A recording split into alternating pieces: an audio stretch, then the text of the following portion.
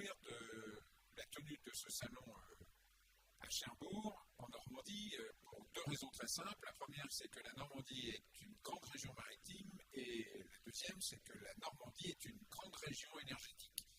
Donc nous étions tout à fait disposés, et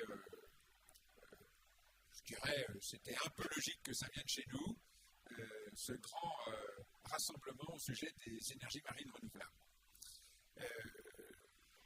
Plus concrètement, en dehors de se féliciter de ça, plus concrètement, la Normandie est la première région française en termes de potentiel des énergies marines renouvelables. Je rappelle que pour le moment, nous avons 3 parcs éoliens offshore qui sont en cours de réalisation et 2 parcs hydroliens qui sont à l'étude au large de la Manche. Donc, nous sommes la première région française en termes de potentiel et d'avancée de projet.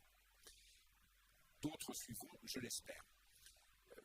Le contexte actuel de ce rassemblement autour des énergies marines renouvelables, puisqu'il y a à la fois la réunion du syndicat des énergies renouvelables et puis le salon ICOE, l'actualité du moment, c'est bien évidemment la décision du gouvernement. Nous appelons de tous nos voeux le fait que le gouvernement tienne ses engagements en matière d'appel à projets, puisque les appels à projets ont eu lieu. Il y a une renégociation qui est en cours, mais pour nous, c'est une renégociation. S'il s'avérait qu'il y ait une annulation, ce serait dramatique.